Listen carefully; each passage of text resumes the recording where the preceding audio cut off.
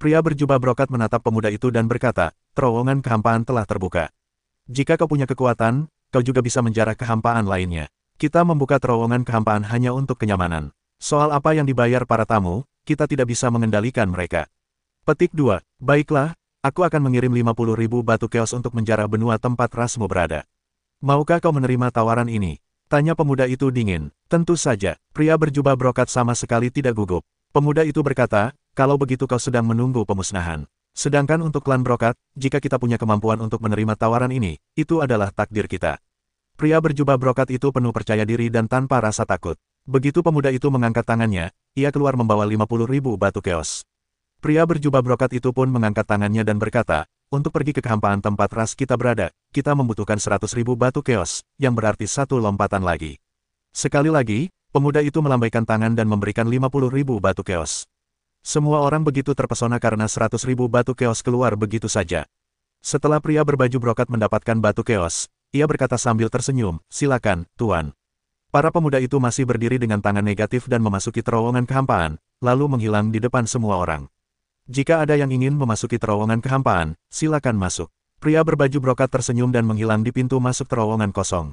Terlalu mahal, bagaimana kita bisa membelinya? Mungkinkah pemuda yang baru saja masuk itu putra dewa tertinggi Sutian? Siapa lagi selain dia yang memiliki keyakinan seperti itu? Kalau begitu, dia pergi dengan pedang, dan tidak ada yang bisa menghentikannya. Banyak orang membicarakannya, dan mereka menganggapnya luar biasa. Ye Chen dan monyet itu saling berpandangan. Terowongan itu benar-benar mudah dibuka dan bergerak melalui kehampaan. Haruskah kita mengikutinya? Ye Chen menatap monyet itu. Apakah kau punya begitu banyak batu keos? Tanya monyet itu. Ye Chen tersenyum dan berkata, hanya 200.000 batu keos, yang masih bisa diambil. Kalau begitu pergilah. Monyet tidak menghemat uang Ye Chen. Ye Chen dan monyet itu pergi ke pintu masuk terowongan kosong. Setelah memasuki pintu masuk terowongan kosong, mereka berjalan jauh di dalam terowongan kosong dan tiba di sebuah ruang yang sangat luas. Itu seperti stasiun transit. Ada banyak orang di dalamnya. Di ruang ini, juga terdapat sebuah istana, yang merupakan tempat perdagangan antar jemput terowongan kosong. Ye Chen dan monyet itu memasuki istana. Seluruh istana itu sangat luas, di dalamnya terdapat banyak loket yang dapat menangani prosedur transaksi shuttle. Mau kemana, dong? Seorang wanita muda duduk di meja kasir dengan senyum lembut, menawan, namun juga sangat ramah. Ye Chen tertegun sejenak, lalu bertanya, pergi ke kehampaan tempat pelopor terowongan kehampaan berada. Wanita itu tersenyum dan berkata, kalau mau ke kehampaan, dua orang butuh 200.000 batu keos. Ye Chen memberikan 200.000 batu keos itu kepada wanita itu, yang menghitungnya, lalu memberikan token yang terbuat dari dua batu itu kepada Ye Chen dan si monyet, sambil berkata, ini token antar jemput. Kalau kalian pergi ke terowongan antar jemput, kalian pasti akan dikirim ke terowongan antar jemput. Ye Chen dan si monyet pergi membawa token itu. Mereka sampai di luar aula. Ada banyak orang yang mengantre di alun-alun di luar. Di depan mereka, ada gerbang batu. Selama kalian memasukkan token antar jemput ke dalam alur gerbang batu, kalian bisa masuk ke terowongan antar jemput untuk mendapatkan tiket antar jemput kosong. Setelah beberapa saat, mereka memasuki gerbang batu sesuai prosedur dan mulai bergerak melalui kehampaan. Di terowongan kehampaan, tidak ada yang terlihat, hanya terasa kecepatannya yang sangat cepat. Terlebih lagi, sepertinya tidak ada konsep waktu di sini, dan entah berapa lama waktu yang dibutuhkan Ye Chen dan monyet itu untuk sampai ke ruang lain, di mana juga terdapat istana dan gerbang batu. Ye Chen dan monyet itu tahu bahwa ini adalah stasiun lompatan. Jika bergerak dari sini, mereka bisa tiba di kehampaan. Ye Chen dan monyet itu sekali lagi memasuki terowongan kehampaan. Setelah beberapa saat, mereka muncul di suatu ruang dan berjalan di sepanjang lorong. Setelah berjalan jauh, mereka melihat pintu keluar. Mereka berjalan keluar dari terowongan kosong, dan saat mereka baru saja keluar dari terowongan, mereka melihat pertempuran mengerikan pecah di benua ini.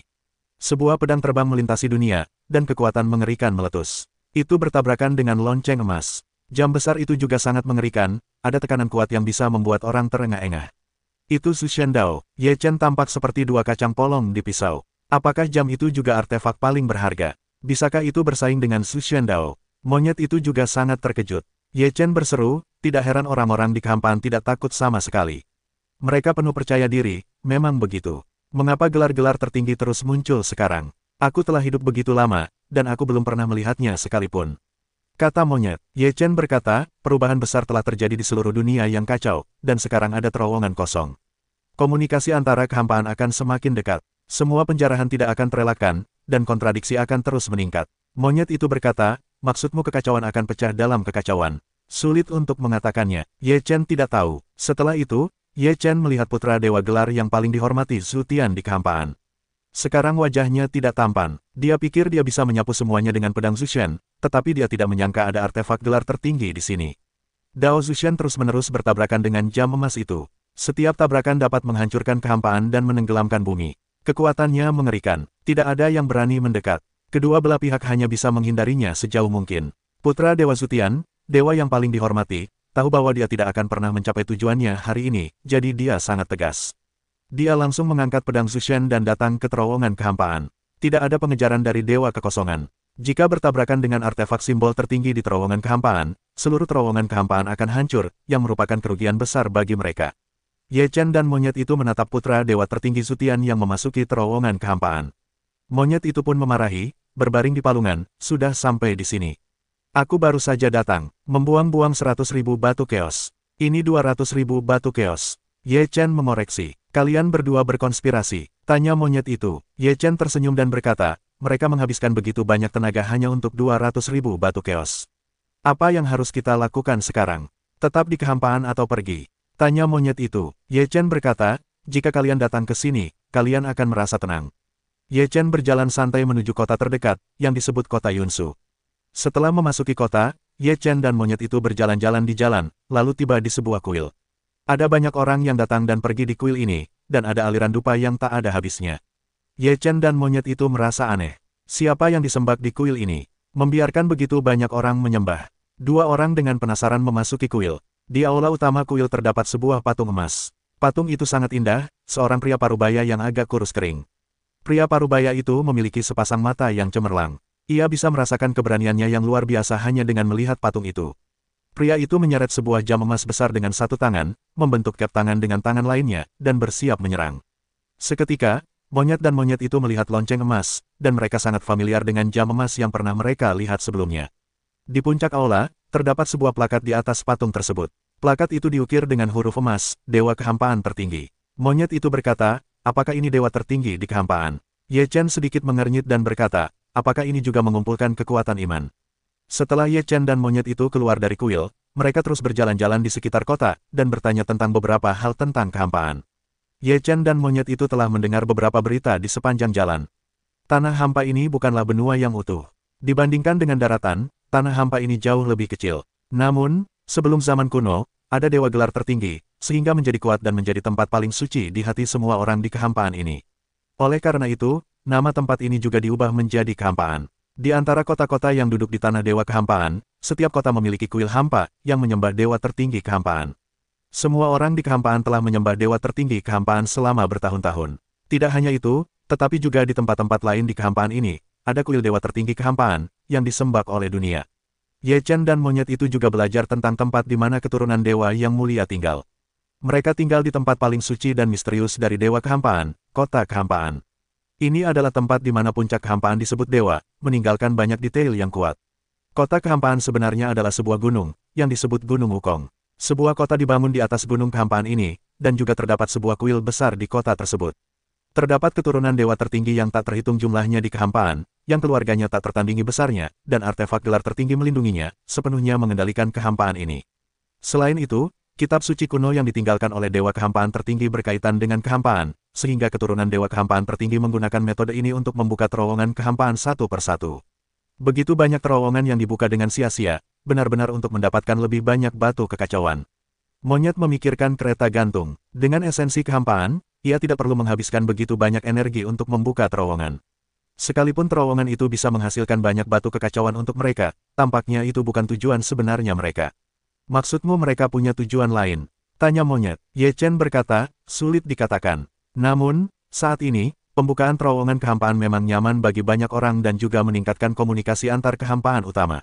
Mungkin ada kerugian besar dan situasi baru mungkin muncul. Aku selalu merasa bahwa orang-orang ini bukanlah hal yang baik di kehampaan, kata monyet. Mereka adalah hal yang baik, waktu adalah penguji terbaik, kata Ye Chen sambil tersenyum. Kemudian Ye Chen dan monyet tiba di gunung kehampaan, dan berdiri di dekat gunung kehampaan dan memandangi gunung kehampaan.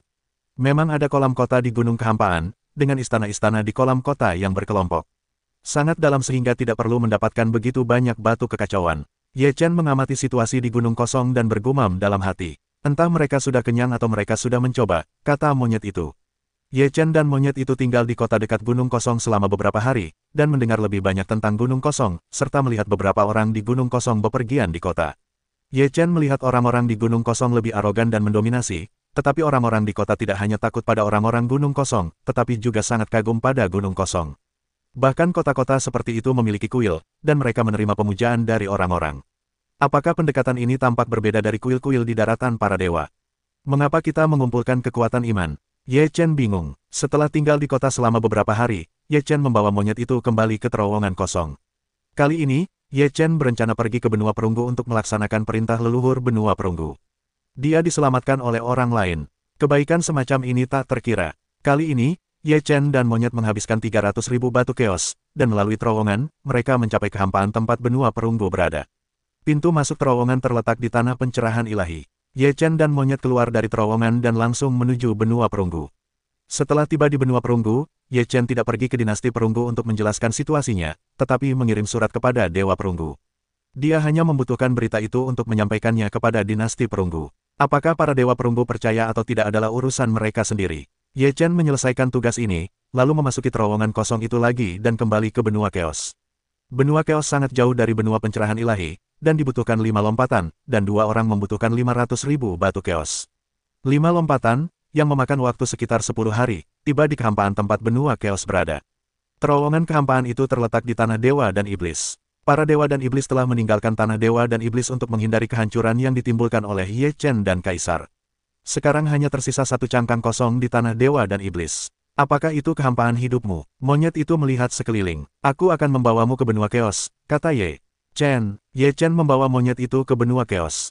Ia belum kembali selama lebih dari 100 tahun. Bagi para biksu, itu hanyalah hal yang singkat selama lebih dari 100 tahun. Namun, tidak dapat disangkal bahwa dalam 100 tahun terakhir, benua keos telah banyak berubah, dan tidak lagi mati dan telah mendapatkan banyak popularitas. Luo Feng, Luo Yan, dan yang lainnya tahu bahwa Ye Chen telah kembali. Mereka sibuk bertemu, dan berkata, sampai jumpa Tuan Muda. Tidak perlu sopan, tapi aku belum kembali selama lebih dari 100 tahun. Benua keos benar-benar hidup sekarang, kata Ye Fan. Memang benar kau mampu menanggung beban leluhurmu, kata Luo Feng. Petik 2. Ayah. Ye Fan bergegas ke aula dan memberi hormat. Ye Chen mengangguk dan berkata, kau telah mencapai tingkat ke-9 dari roh dan dewa selama 100 tahun. Sepertinya kau tidak pernah malas selama seabad terakhir. Anak itu tahu bahwa ia memiliki misi memulihkan kekacauan, jadi ia tidak berani malas. Ye Fan berkata, bos, kau kembali. Kemana saja kau selama ini? Kau bilang menghilang, tak berbekas. Flying Tiger berjalan ke aula. Kemudian Yun Fan, Xuan Yuan, Yunyi, dan yang lainnya masuk. Aku pergi keluar dan berlatih, kata Ye. Flying Tiger melihat monyet itu, mengamati monyet itu dari atas ke bawah, dan berkata, bos, siapa orang ini? Ini monyet, dan dia memantul dari batu, Ye Chen memperkenalkan. Monyet itu melirik harimau terbang dengan mata sipit dan berkata, siapa kau? Aku harimau terbang. Harimau terbang berkata dengan wajah angkuh. Aku bertanya padamu, dan aku tidak bertanya pada nenekmu. Monyet itu serius. Harimau terbang tiba-tiba tertegun, orang-orang lainnya tak kuasa menahan tawa. Aku menghapusnya, monyetmu tak punya budaya. Aku bilang aku harimau terbang. Aku tidak mendengarnya. Monyet itu menggelengkan kepalanya dan membencinya. Itu semua karena kebodohanmu, kata harimau terbang itu sambil menatap matanya. Baiklah, kau tak perlu bertarung. Ye Chen Dao. Kemudian, Ye Chen memperkenalkan satu persatu. Akhirnya, setelah monyet-monyet itu tenang, ia harus pergi mencari kaisar untuk dilepaskan. Ye Chen tiba di tanah tandus dan tiba di gua. Kaisar Si duduk di tanah, dan melihat Ye Chen datang. Ia tidak membuka matanya, hanya dewa dan binatang yang membuka matanya dan menutupnya kembali. Ye Chen melihat pemandangan ini, mengepalkan tinjunya dan berkata, generasi muda, aku telah melihat kaisar melepaskan yang lebih tua. Aku sangat kuat, aku kembali sendirian. Kaisar Si masih memejamkan mata. Bertahun-tahun ini, generasi muda telah pergi ke dunia kosong lainnya, dan melihat banyak hal, Kaisar menjelaskan bahwa generasi tua mungkin lebih tertarik. Kaisar menjelaskan dengan nada suara yang dalam, membuka matanya dan berkata, katakan padaku. Kaisar dan Kaisar seharusnya akrab dengan seluruh dunia kekacauan. Aku tidak tahu apakah generasi tua yang dibebaskan oleh Kaisar dapat mengetahui bahwa Kaisar Sutian adalah dewa segel tertinggi, pedang Dao adalah dewa segel tertinggi, dan langit kosong adalah dewa segel tertinggi. Tanya Ye Chen. Kaisar menjelaskan, kapan dewa tertinggi segel ini muncul. Aku belum pernah mendengar tentang salah satunya. Apakah aku sudah berada di sini selama bertahun-tahun? Apakah 3 dewa tertinggi muncul? Ye Chen mendengar kata-kata itu dan berkata, ini adalah 3 dewa tertinggi yang paling dihormati di kehampaan yang jauh. Mungkin ada dewa tertinggi yang masih hidup. Kaisar melepaskan pandangannya dan berkata, jika ada dewa tertinggi segel yang masih hidup, aku tidak tahu.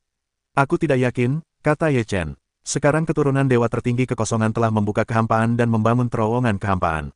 Semua kehampaan telah terhubung dan dapat memasuki kehampaan berikutnya dalam waktu singkat. Melewati kehampaan, itu cara yang bagus. Kaisar menjelaskan jalannya. Saya juga melihat fenomena yang lebih menarik, yaitu aneh bahwa keturunan Dewa Agung yang sombong dan Dewa Segel tertinggi Kaisar Sutian mengumpulkan iman untuk leluhur mereka, kata Ye Chen. Tidak aneh, orang-orang ini ingin melindungi keluarga mereka dengan kekuatan iman, agar mereka dapat bertarung dengan kekuatan iman ketika bencana besar datang, Kaisar menjelaskan dengan ringan. Tapi saya selalu berpikir bahwa ada beberapa hal yang tidak sesederhana itu. Mengapa keturunan Dewa Kekosongan yang agung menghabiskan begitu banyak upaya untuk membuka terowongan kehampaan? Hanya untuk menciptakan kekacauan. Ye Chen berkata, kau pikir mereka punya rencana, katanya. Apa hubungannya denganku? Ye Chen membaca sekilas dan berkata, aku hanya menebak. Berpikir begitu banyak hal yang tidak berguna untuk dilakukan, lebih dari 100 tahun telah berlalu, kau telah mengangkat titik negara ini. Bahkan 3 tingkat Dewa Segel belum menembusnya, sangat menarik untuk kembali. Kaisar menjelaskan cara mengejeknya tanpa sopan santun. Ye Chen tersenyum malu dan berkata, aku telah mempelajari Taoisme selama bertahun-tahun, jadi keadaannya telah berhenti.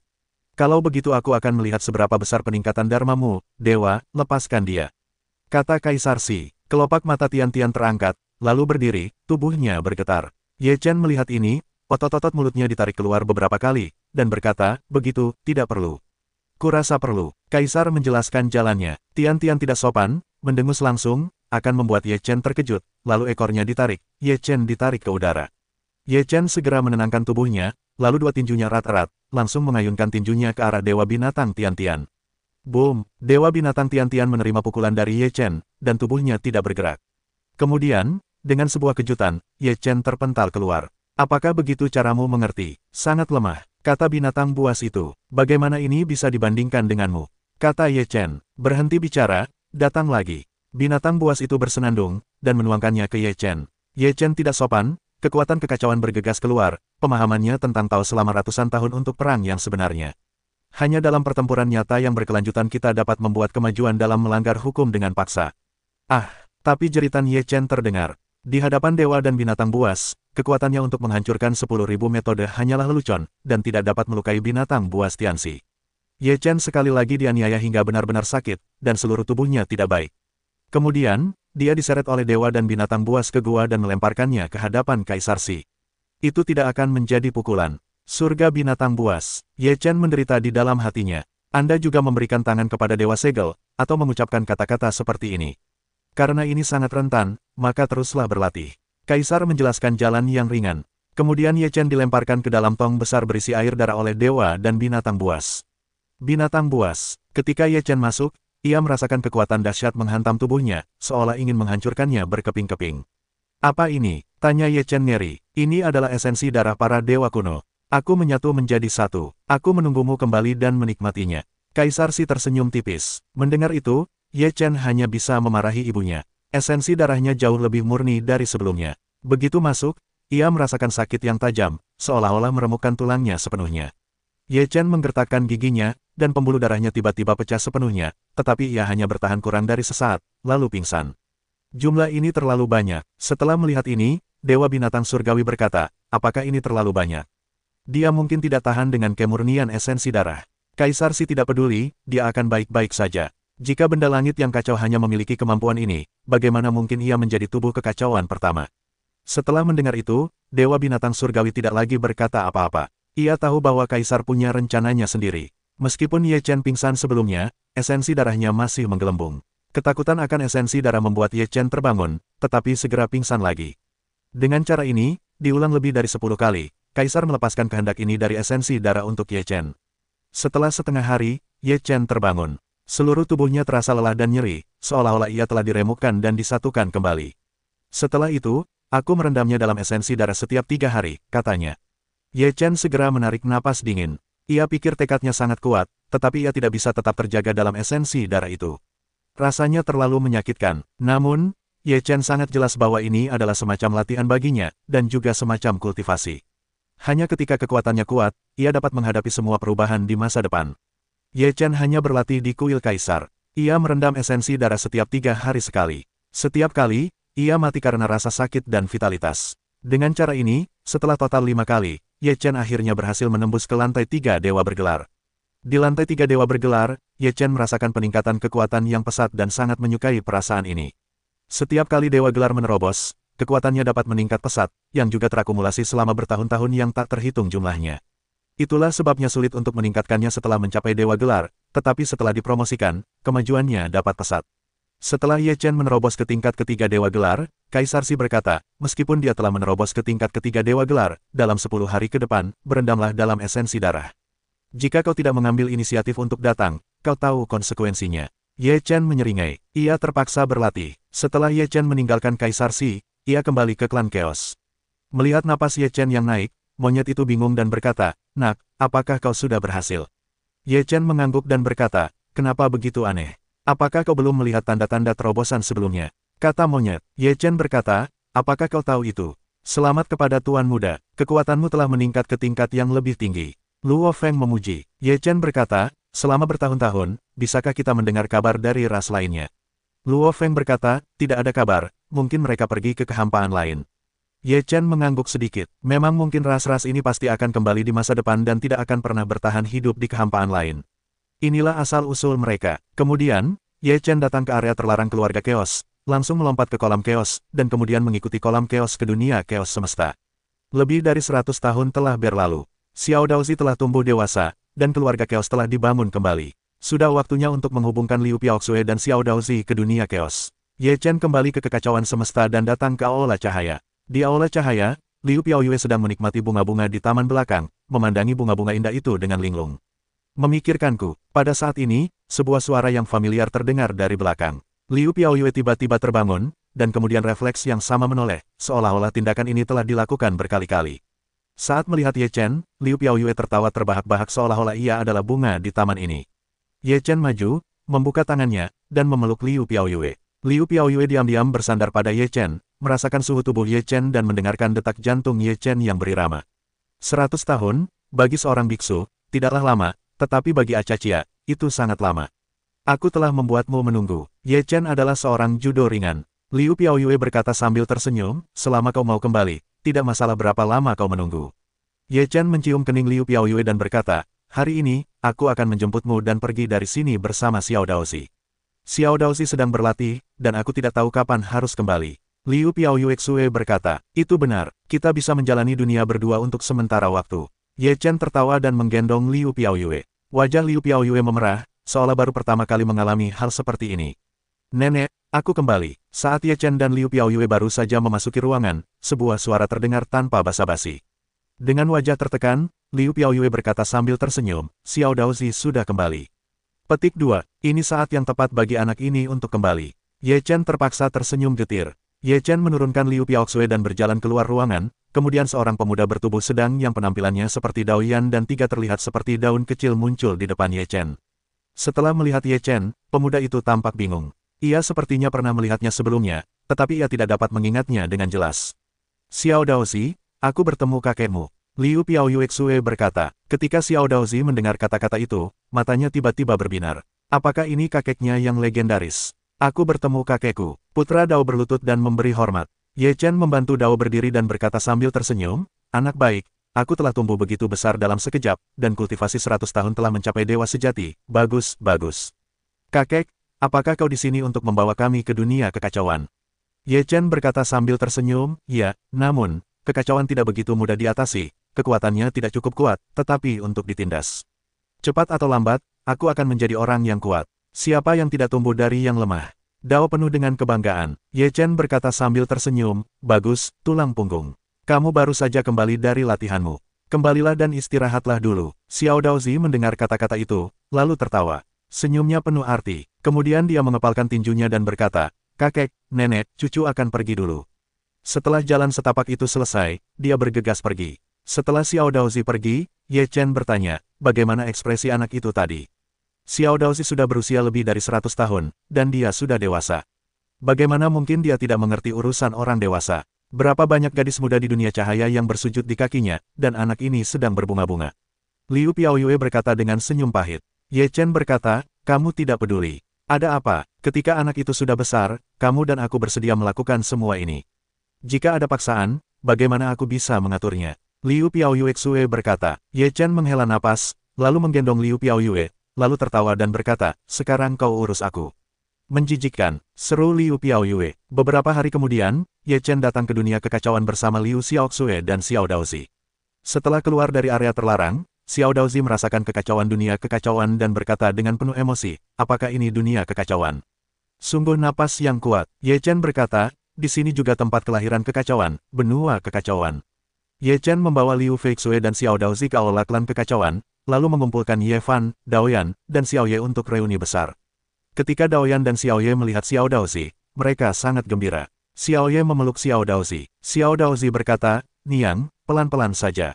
Kau akan dicekik. Setelah Xiao Ye melepaskan Xiao Ye, Xiao Daozi memberi hormat kepada Daoyan, Xiao Ye, dan Ye Fan, aku sudah bertemu ayah, ibu, dan pamanku. Si kecil, dia langsung lebih tinggi dariku, kata Ye Fan sambil tersenyum, keponakanku seperti pamanku. Bagaimana mungkin aku tidak menemukannya?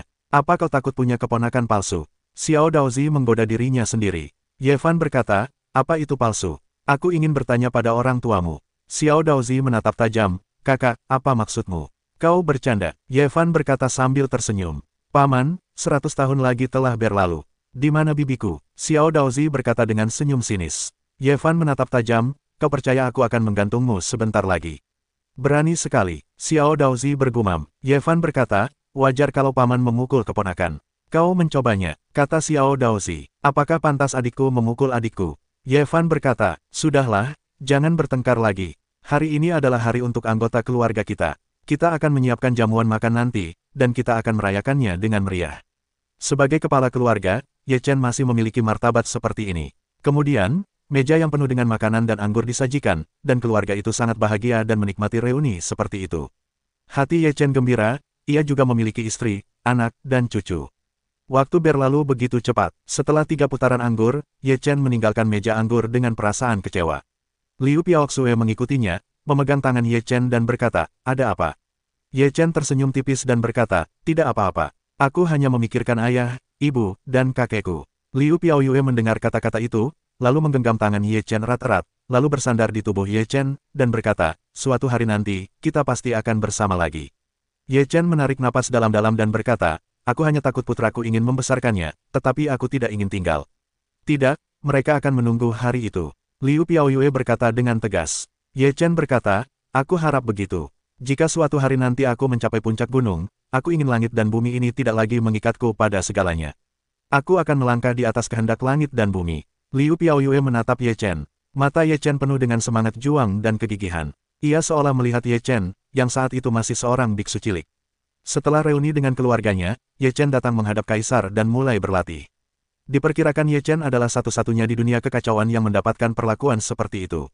Dia telah disiksa oleh mandi esensi darah ribuan kali. Setelah mandi, dia akan disiksa oleh binatang dewa lagi. Ini adalah kultivasi Ye Chen. Singkatnya, kultivasi adalah proses masokisme. 3 bulan kemudian, Ye Chen sekali setiap 2 bulan, dan kemudian menghabiskan sebagian besar waktunya berlatih di sini. Setelah 3 bulan, Ye Chen telah sepenuhnya disiksa, tetapi kecepatan seluruh latihannya meningkat. Itu baru saja dipromosikan ke tingkat ketiga Dewa Bergelar, dan sekarang telah mencapai puncak tingkat ketiga Dewa Bergelar. Ini adalah kecepatan latihan yang tidak dapat dicapai oleh semua Dewa Bergelar. Tetapi ketika kekosongan ini relatif tenang, pelangi panjang membelah langit dan menghancurkan dunia yang semula damai. Banyak orang di kekosongan ini melihat pelangi melintasi langit seperti meteor, meninggalkan momen yang indah. Namun, setelah mengikuti dari dekat, banyak orang bergegas keluar dari terowongan kosong di tanah dewa dan iblis dan mengejar pelangi. Pemandangan ini telah disaksikan oleh banyak orang, dan mereka semua merasa sangat terkejut. Pelangi apa itu? Beberapa orang melihat bahwa pelangi akhirnya mendarat di benua keos. Orang-orang yang keluar dari terowongan kosong juga mengejar tanah keos dan datang dengan ganas. Namun, dapat dilihat bahwa mereka bukan berasal dari ras yang sama. Namun, kunci untuk menghadapi kekacauan adalah bagaimana menghadapi kekacauan di daratan. Tuan-tuan, sepertinya tidak baik datang ke tanah keosku dengan ganas seperti itu. Luo Feng keluar. Apakah ini tanah keos? Tidak heran, salah satu orang tua tampak acuh tak acuh. Konon, benda langit keos di benua keos memiliki satu pecahan Feng Shenbang. Baru saja pecahan Feng Shenbang kedua jatuh di benua keos. Hanya saja kedua pecahan itu digabungkan menjadi satu dan dapat digunakan untuk menyegel para dewa. Yang lain berkata, apa? Luo Feng dan yang lainnya terkejut. Apakah Chang Hong baru saja membawa pecahan daftar dewa lainnya? Dunia kekacauan belum didewakan selama bertahun-tahun, yang banyak berkaitan dengan keluarga kekacauanmu. Karena itu, aku sarankan klan kekacauan menyerahkan pecahan-pecahan daftar dewa untuk menghindari hal seperti itu terulang. Petik 2. Ya, serahkan pecahan-pecahan daftar dewa itu. Kalau tidak, kami tidak keberatan menggunakan kekerasan untuk menyelesaikan masalah ini, tolong. Wajah Luo Feng dan yang lainnya langsung muram. Tujuan sebenarnya dari kelompok orang-orang yang datang ke kekacauan ini adalah untuk memenangkan daftar dewa. Namun, ketika mereka melihat kekuatan sekelompok orang, mereka tidak terlalu kuat. Dari mana mereka berasal? Feng Shenbang dipelajari oleh mereka yang memiliki kemampuan untuk mengetahui bahwa klan Chaos bahkan tidak memiliki dewa gelar kuno. Bagaimana mungkin mereka bertanggung jawab atas daftar Feng Shen? Serahkan daftar dewa, atau akan sulit untuk berbuat baik hari ini. Apakah kau benar-benar berpikir aku klan Chaos dan menindasku? Bisakah dewa diinjak-injak olehmu tanpa gelar kuno? 100 tahun yang lalu, 12 ras tinggi di kehampaan dimusnahkan oleh klan Chaosku atau ditakuti. Kalian ikan-ikan lain, bahkan jika mereka tidak dapat menandingi satu jari kaki pun, ingin datang ke klan Chaos untuk membuat masalah. Luo Feng juga marah. Bagaimana mungkin martabat klan Chaos diinjak-injak begitu saja? Jelas mustahil untuk mengancam klan Chaos bahkan tanpa dewa gelar kuno. Sekarang kami sedang bernegosiasi denganmu. Jika kita menunggu dewa gelar kuno kita datang, seluruh rasmu akan musnah. Mari kita bicarakan ini sebelum kita melakukannya. Luo Feng mendengus, lalu langsung menyerang kelompok orang ini. Beberapa dewa dari pihak klan Chaos terbunuh di masa lalu, bahkan monyet pun tak terbiasa, lalu bergabung dalam pertarungan.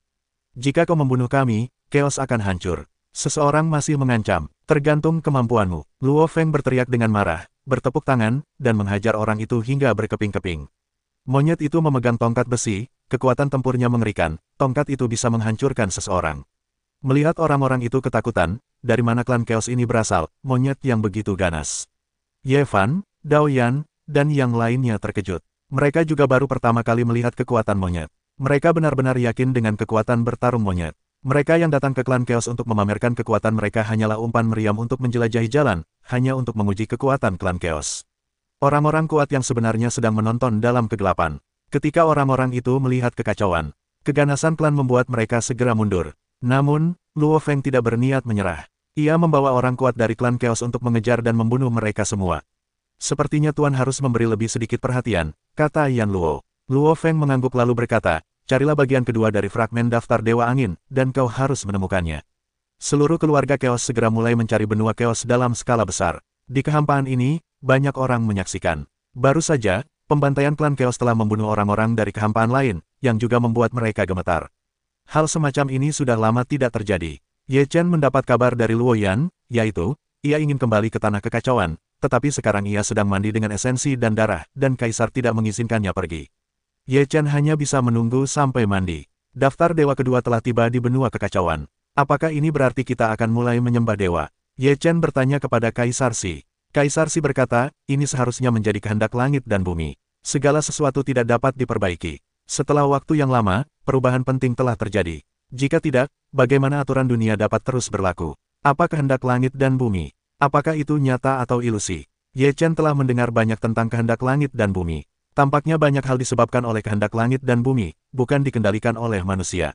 Artinya, ada banyak hal yang tidak dapat dilakukan manusia, tetapi kehendak langit dan bumilah yang mengendalikannya. Sekalipun itu takdir mereka sendiri, mereka mungkin tidak berada di tangan mereka sendiri. Kehendak langit dan bumi, bisa dibilang nyata, karena ia benar-benar mengendalikan segalanya. Tapi bisa juga dikatakan ilusi, karena ia tidak bisa melihat, di antara keberadaan dan dunia, dimanapun. Mendengar itu, Ye Chen mengerutkan kening, apakah semua hukum dan peraturan kita berada di bawah kendalinya? Bahkan jika itu adalah gelar tertinggi, Tuan tidak dapat mengendalikannya. Dewa gelar tertinggi juga ingin hidup di antara langit dan bumi ini, kecuali dapat melepaskan diri dari langit dan bumi ini. Ia tidak lagi berada di 6 alam dan terpisah dari 5 elemen. Jika tidak, ia akan dikendalikan oleh kehendak langit dan bumi. Katanya, Tuan, Anda juga berada di bawah kendali kehendak langit dan bumi. Tanya Ye Chen. Kaisar Si terkekeh dan berkata, saya awalnya berasal dari kekacauan. Tentu saja, aku harus dikendalikan oleh kehendak langit dan bumi. Apakah kau bersedia? Bagaimana jika kau tidak mau? Bagaimana cara melanggarnya? Kaisar Si Dao. Ye Chen langsung berpikir keras. Ya, bagaimana cara melanggar aturan ini? Bahkan dewa terkuat di dunia pun tidak dapat melanggar aturan seperti itu. Siapa lagi yang bisa melakukannya? Kau berpikir terlalu jauh sekarang. Hal semacam ini hanya layak dipikirkan ketika yang tertinggi disebut dewa. Kaisar berkata dengan nada mencemooh. Ye Chen berkata, akan ada hari seperti itu. Setelah ujian hari ini, jika kau tidak bisa, kau tidak ingin kembali ke kekacauan. Kaisar menjelaskan dengan cara yang ringan. Ye Chen tertegun sejenak, lalu, dia dibawa pergi oleh Dewa Binatang Surga. Aku yang menghapusnya, geram Ye Chen, lalu berdiri dan bertarung melawan Dewa Binatang Surga. Ye Chen meledak habis-habisan, mati-matian ingin membunuh binatang buas surgawi, tetapi masih mengguncang pohon Fei Mei, disalahgunakan tidak dapat berbuat baik. Ye Chen, dengan luka, bergegas ke benua kekacauan. Setelah tiba di benua kekacauan, Ye Chen bertemu Luo Yan, yang memberitahunya tentang situasi dan Ye Chen. Ye Chen segera membiarkan pecahan Feng Shenbang tubuhnya merasakan keberadaan pedang Feng Shen. Pecahan Feng Shenbang benar-benar merasakan posisi pedang Feng Shen. Menurut daftar Feng Shen, Ye Chen datang ke sebuah gunung di sisi timur benua kekacauan. Dulunya itu adalah panggung Feng Shen yang didirikan oleh orang-orang kekacauan, tetapi sekarang telah dihancurkan oleh ras lain.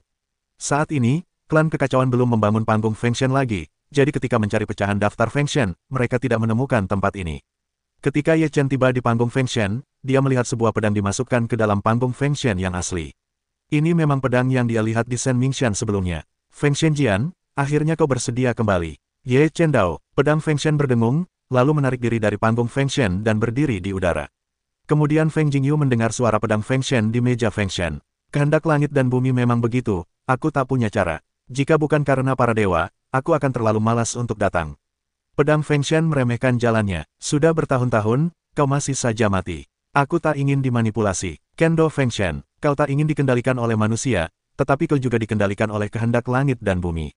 Jangan bicara omong kosong, karena kehendak langit dan bumi ingin disegel, lakukanlah. Kata Shen Feng, apakah kau yang pertama menjadi dewa? Setelah kita menjadi satu, seluruh dunia yang kacau akan tahu bahwa langit dan bumi akan mengukir nama-nama penyembah Tuhan di atasnya. Hanya mereka yang namanya tertulis di atasnya yang dapat diberkati atas kehendak langit dan bumi. Proses ini akan berlangsung selama setengah tahun. Sungguh menyakitkan. Ini akan berlangsung selama 6 bulan denganmu, kata Feng Shenjian dengan enggan. Kau juga bisa memilih untuk pergi sekarang. Daftar dewa tidak puas. Jika aku bisa, aku akan pergi. Jangan lupakan pentingnya keberadaan kita. Jika kau tidak memiliki nilai seperti itu, kau tidak perlu ada. Feng Shenbang berkata dengan sungguh-sungguh. Pedang Feng Shen, kita hanyalah bidak catur dalam aturan permainan. Kalau kau tidak mau jadi bidak catur, berarti kau bahkan tidak memenuhi syarat untuk menjadi bidak catur. Kata Feng Shenbang, ini masalah yang sangat realistis. Kalau kau membuat bidak catur, berarti kau punya nilai. Kalau kau bahkan tidak punya kualifikasi untuk menjadi bidak catur, apa yang bisa kulakukan untukmu? Feng Shenjian bergumam, pada akhirnya, kau hanya cocok jadi bidak catur.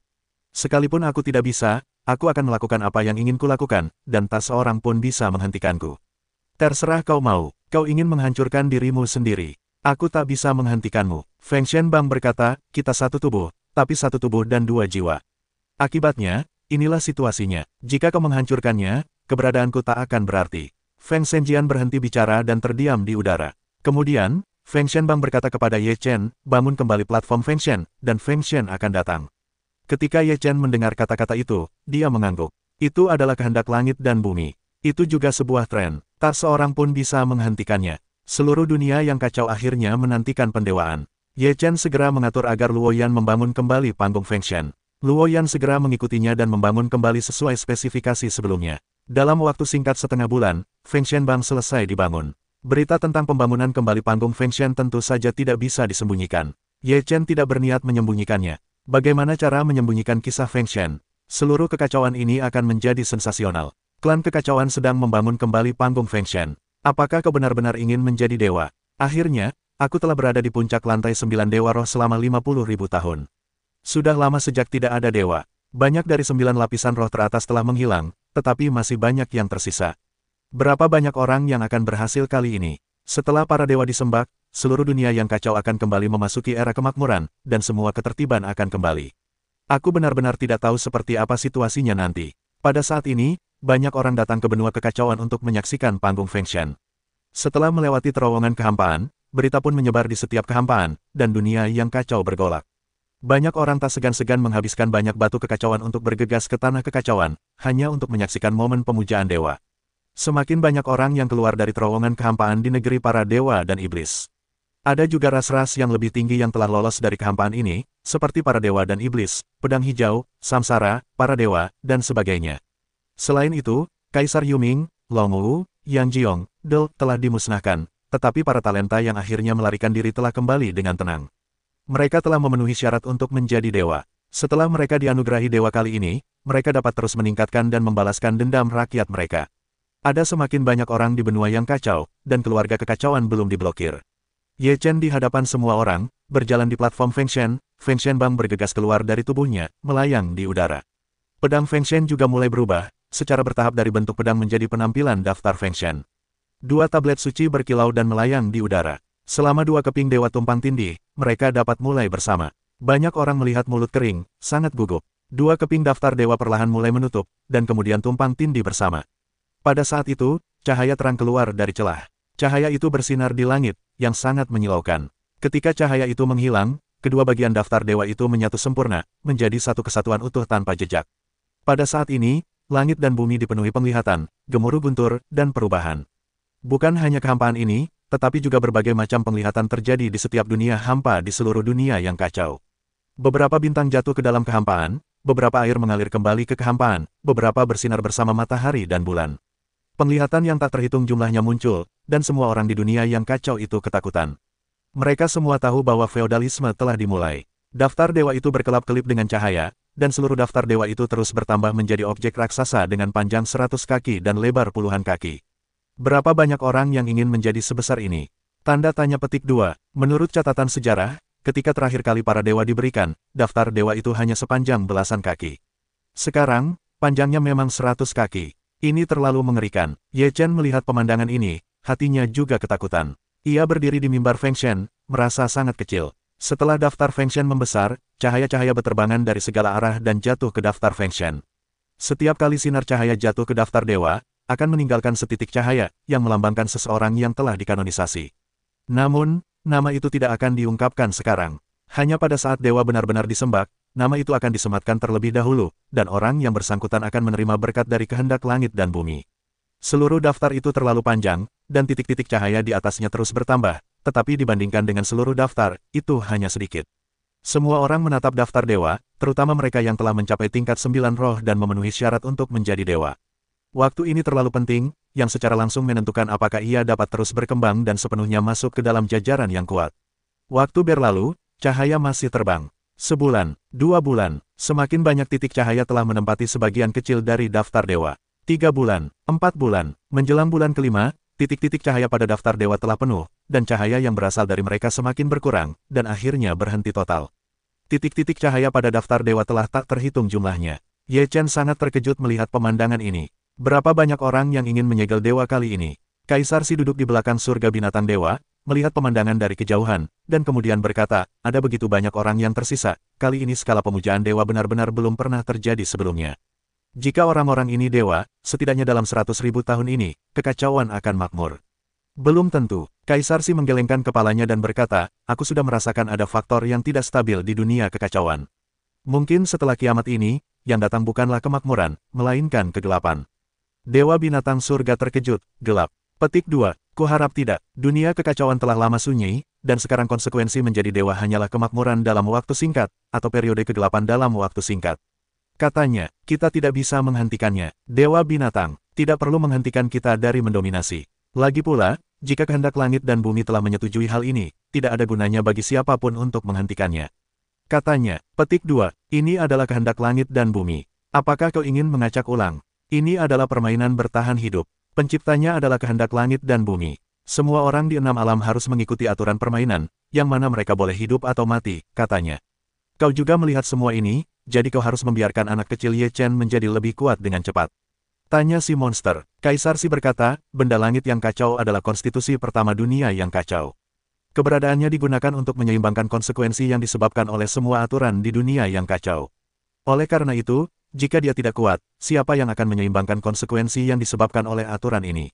Pada akhirnya, kita semua adalah bidak catur. Pemain catur sejati adalah kehendak langit dan bumi, dan ia bermain catur dengan dirinya sendiri. Kata si monster. Kaisar berkata sambil tersenyum, bidak-bidak berharga disebut bidak catur. Yang tak berharga bahkan tak bisa membuatnya. Inilah kenyataan pahit. Dewa binatang tak kuasa menahan senyum getir. Di panggung Fengshen, cahaya pada daftar Fengshen mulai berubah, dari titik cahaya perlahan berubah menjadi teks. Teks pekat muncul, membuat orang-orang terpesona. Aku melihat namaku. Haha, tiba-tiba seseorang tertawa terbahak-bahak. Setelah sekitar setengah tahun, semakin banyak orang di benua yang kacau ini. Mereka semua menunggu para dewa untuk disembah. Kini cahaya-cahaya itu telah menjadi nama, dan semua orang mencari nama mereka sendiri. Aku juga melihat namaku. Aku akan menjadi dewa, haha. Para dewa disegel, dan akhirnya mereka. Beberapa orang melihat nama mereka, hampir menjadi gila. Akhirnya, awan terbuka dan bulan bersinar terang. Nama-nama dalam daftar dewa perlahan muncul, yang berarti para dewa telah dimulai. Waktu berlalu, seberkas cahaya dari langit menyelimuti daftar orang-orang di tubuh mereka. Cahaya ini adalah berkah dari kehendak langit dan bumi. Setelah berkah ini berakhir, ia akan berhasil menganugerahkan dewa dan benar-benar menjadi dewa gelar yang kuat. Seluruh pemandangannya sangat spektakuler, sinar cahaya yang tak terhitung jumlahnya jatuh, banyak orang bermandikan cahaya, dan kemudian di tengah kekacauan, berbagai dewa muncul kembali. Sungguh ilahi, semua orang di kehampaan takjub ketika mereka melihat penglihatan supernatural. Akhirnya aku menjadi dewa, Luo Yan juga diselimuti cahaya. Setelah menunggu bertahun-tahun, akhirnya ia bisa menjadi dewa. Tiba-tiba, langit dan bumi diselimuti cahaya, seperti harimau Xuan Yuan dan Yi Tian. Bahkan Yevan dan yang lainnya tidak menyangka bahwa mereka akan dianugerahi dewa segera setelah mencapai tingkat ke-9 roh dan dewa. Seperti Kaisar Yuming, Long Wu, Lei Lei, dan sebagainya, para jenius muda ini juga telah menjadi dewa, dan mereka akhirnya tiba di saat ini. Semua orang menikmati berkah langit dan bumi dengan takjub. Ketika Ye Chen melihat pemandangan ini, ia mengerutkan kening dan berpikir keras. Mengapa mereka harus menjadi dewa? Begitu para dewa mau menerima berkah dari kehendak langit dan bumi, takdir mereka sendiri akan sepenuhnya dikendalikan oleh kehendak langit dan bumi. Sepertinya inilah alasan mengapa kehendak langit dan bumi mengendalikan semua orang. Pikir Ye Chen dalam hati.